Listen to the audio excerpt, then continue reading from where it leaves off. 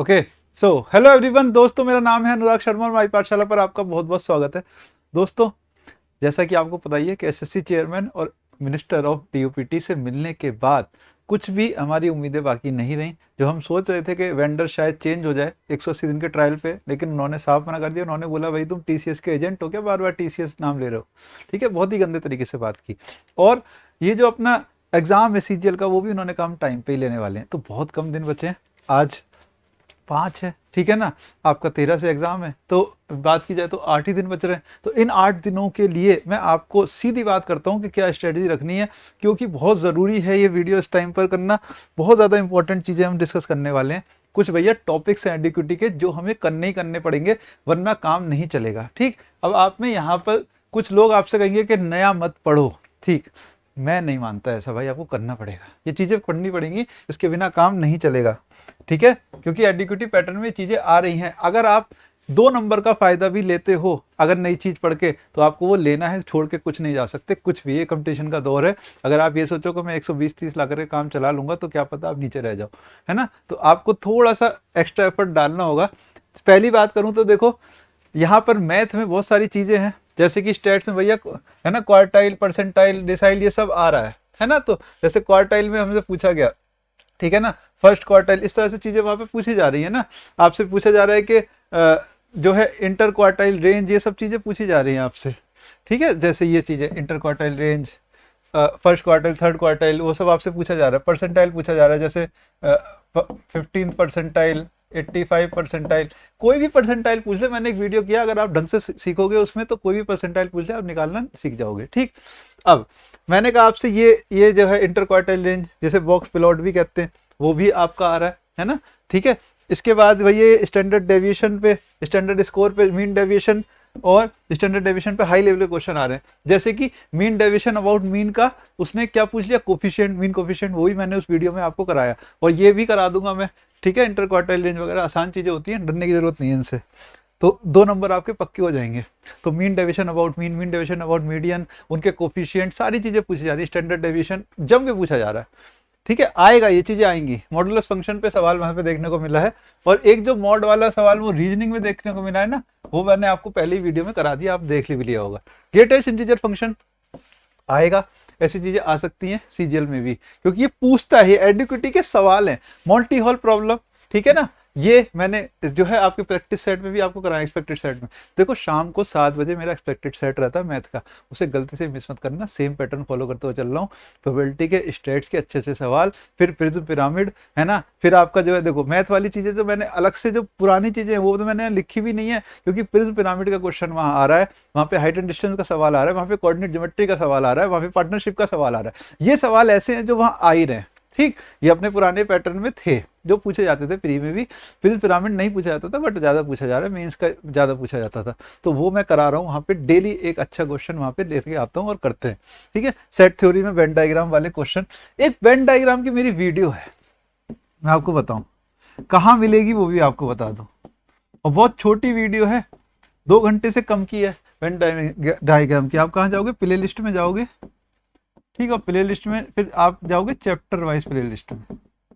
ठीक, पूरे यूट्यूब पर खुल के बोल रहा हूँ, पूरे यूट्यूब पर उससे बेहतरीन वेन डायग्राम आपको नहीं मिलेगा एंटायर यूट्यूब पर। वो वेन डायग्राम की वीडियो देख लो, कवर हो जाएगा आपको, आप खेलना सीख जाओगे वेन डायग्राम के सवालों से। तो उसको जरूर देख लो, आपके बहुत काम आ जाएगी। उस 2 घंटे में आप सीख जाओगे वेन डायग्राम बहुत आराम से। ठीक, नंबर सिस्टम पे ये कन्वर्जन वाले क्वेश्चन आ रहे हैं, बाइनरी टू डेसिमल, है ना, बाइनरी टू हेक्साडेसिमल, वो सब। ठीक है, तो वो वही हमें करने होंगे, सीखने होंगे। इसके अलावा डाटा एफिशिएंसी पे सवाल हमारे पूछे जा रहे हैं। ये चीजें ऐसी हैं जो ये नया वेंडर पूछेगा ही पूछेगा।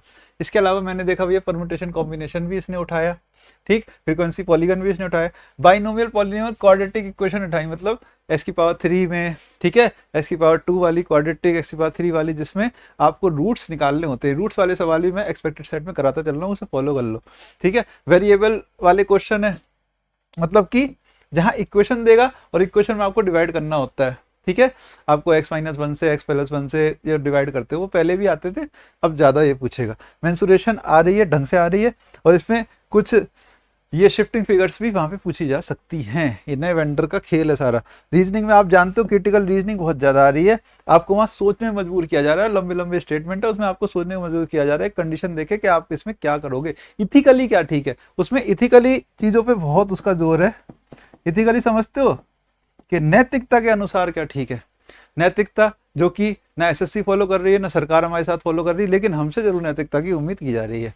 क्लियर है। स्पेलिंग एरर जो आ रहे हैं ना, बहुत ही डिफिकल्ट वर्ड्स उसमें आ रहे हैं। मुझे बच्चों ने पर्सनली बताया कि सर स्पेलिंग एरर में तो ये था कि वो वर्ड ही हमने कभी नहीं देखा, तो उसकी स्पेलिंग कैसे बताएं, है ना। इसमें बच्चों ने एक टर्म यूज किया है बार बार मेरे से, कह रहे हैं सर शशि थरूर की वोकेबलरी आ रही है।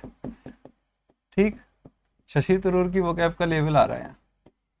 अब वो तो सुनने में समझ में नहीं आता कई बच्चों को तो, लेकिन ये लेवल अगर पूछ रहा है तो आप मान के चलो कि अच्छे क्वेश्चन वहां पे बन रहे हैं यहाँ से। तो ये स्पेलिंग एरर में अभी ज्यादा आए हैं, क्या पता ये एंटोनिम सिनोनिम में भी आ जाए।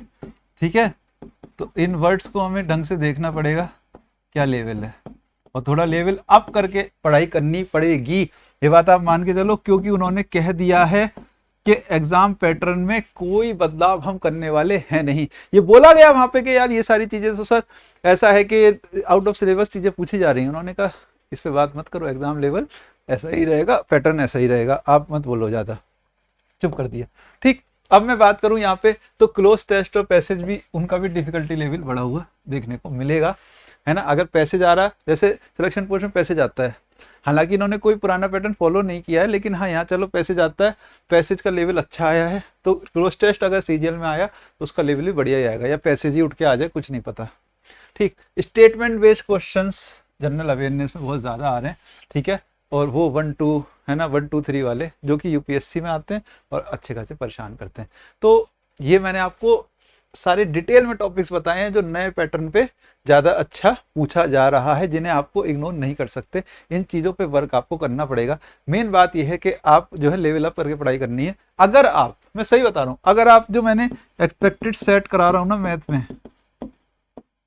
ठीक है, मैथ के शाम को 7 बजे, और मैं आज से नहीं करा रहा हूँ, मैंने उस पर काफ़ी सारे करा भी दिए हैं, पीछे से करा रहा हूँ, जब से एग्जाम स्टार्ट हुआ था सिलेक्शन पोस्ट का, हम तब से ही कर रहे हैं। तो आपको सारे करने हैं। ठीक है, अगर आप ये सारे कर ले तो एंड तक, तो मैं ये गारंटी आपको ले रहा हूँ कि आपका मैं इतना मैथ करा दूंगा कि आप 40+ जरूर पहुंच जाओगे।